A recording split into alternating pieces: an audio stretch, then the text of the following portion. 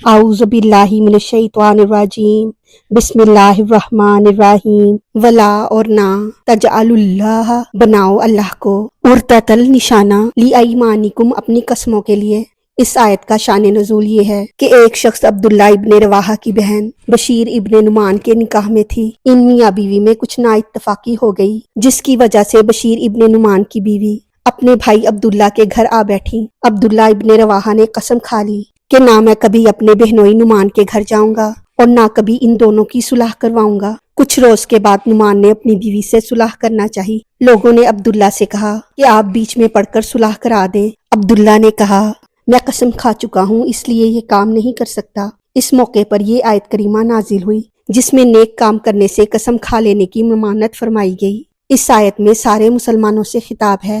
اردۃ کے معنی ہے آڑ، حائل اور نشانہ۔ یہاں یا تو آڑ کے معنی میں ہے یا نشانہ کے معنی میں، یعنی اے لوگو اللہ کے نام کو اپنی قسموں کا نشانہ نہ بنا لو کہ بار بار اس کی قسمیں کھایا کرو، یا یہ کہ اللہ کے نام کو نیک کاموں کے لیے آڑ نہ بنا لو کہ قسمیں کھا کر بعد میں کہہ دیا کرو کہ ہم یہ نیکی کیسے کریں، ہم تو قسم کھا چکے ہیں۔ دوسری بات یہ ہے کہ ہم لوگ اکثر اپنا یقین دلانے کے لیے بلکہ بعض دفعہ اپنا جھوٹ چھپانے کے لیے قسمیں کھاتے رہتے ہیں۔ رب کی زیادہ قسمیں کھانے میں اس کی بے ادبی ہے، اس لیے اس سے بچنا نہایت ضروری ہے۔ ہاں کوئی اہم معاملہ ہو، کسی کے نفع نقصان کا مسئلہ ہو، کسی کو برائی سے بچانا ہو، یا نیکی کی بقا کے لیے قسم کھانی پڑے، یا لوگوں میں اصلاح کرنے کے لیے، کسی کو فساد سے بچانے کے لیے، اگر تم اللہ کے نام کا آسرا لیتے ہو تو اس میں حرج نہیں۔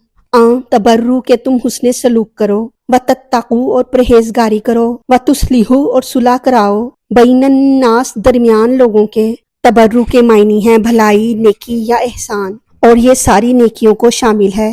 پھر اس کے بعد تقوی اور اصلاح کا ذکر ہے، یعنی اے لوگو اللہ کے نام کو احسان کرنے، پرہیزگاری کرنے اور لوگوں میں صلح کرانے کے لیے آڑ نہ بناؤ کہ قسم کھا کر یہ نیکیاں چھوڑ دو۔ خیال رہے کہ بر اور تقوی میں کئی طرح فرق ہے۔ ایک یہ کہ نیکیاں کرنا بر ہے اور برائیوں کو چھوڑ دینا تقوی ہے۔ دوسرے یہ کہ نیکیاں کرنا بر ہے مگر محض رب کو راضی کرنے کے لیے نیکیاں کرنا تقوی ہے۔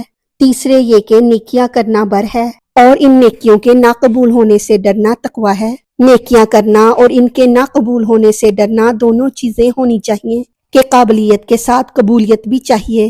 قبولیت کے بغیر قابلیت بیکار ہے، یا یہ مطلب ہے کہ خدا کی قسمیں زیادہ نہ کھایا کرو تاکہ تم بھلائی کرو اور متقی بنو اور لوگوں میں صلح کراؤ۔ ہم نے تمہیں زیادہ قسمیں کھانے سے اس لیے منع فرمایا ہے تاکہ تم تقوی اور پرہیزگاری حاصل کرو۔ واللہ اور اللہ تعالیٰ سمیع سننے والا، علیم جاننے والا ہے، اور اللہ تمہاری قسمیں اور ساری باتیں سنتا ہے اور تمہاری نیتوں اور ارادوں سے خبردار ہے۔ اب اس آیت کا خلاصہ اس طرح ہے کہ اے مسلمانوں، تم اللہ کے نام کو اپنی قسموں کا نشانہ نہ بناؤ اور ایسے ہی رب کی بار بار قسمیں نہ کھاؤ۔ یہ حکم تمہیں اس لیے دیا جا رہا ہے تاکہ تم بھلائی کرو اور پرہیزگار رہو اور لوگوں میں صلح کراؤ۔ ہمیشہ کام سوچ سمجھ کر کیا کرو کیونکہ اللہ تمہاری باتوں کو سنتا اور تمہارے ارادوں کو جانتا ہے۔ اب یہاں ایک مسئلہ بیان کیا جاتا ہے کہ کفارہ دینا قسم توڑنے سے پہلے جائز نہیں، یعنی پہلے قسم توڑ لو پھر کفارہ ادا کرو۔ کفارے کا ذکر سورہ مائدہ میں آئے گا۔ دوسرا مسئلہ یہ ہے کہ مال فروخت کرنے کے لیے قسم کھانا سخت منع ہے۔ ایک مسئلہ یہ ہے کہ غیر اختیاری کام پر قسم نہیں کھانی چاہیے، مثلاً یہ کہ خدا کی قسم کل بارش ہوگی۔ اللہ تعالیٰ ہماری غلطیوں کو معاف فرما کر ہمارا پڑھنا سننا اپنی بارگاہ میں قبول فرمائے، ہمیں دین و دنیا کی تمام نعمتیں عطا فرمائے اور ہمیں عمل کی توفیق عطا فرمائے۔ آمین یا رب العالمین۔ وما علینا الا البلاغ المبین۔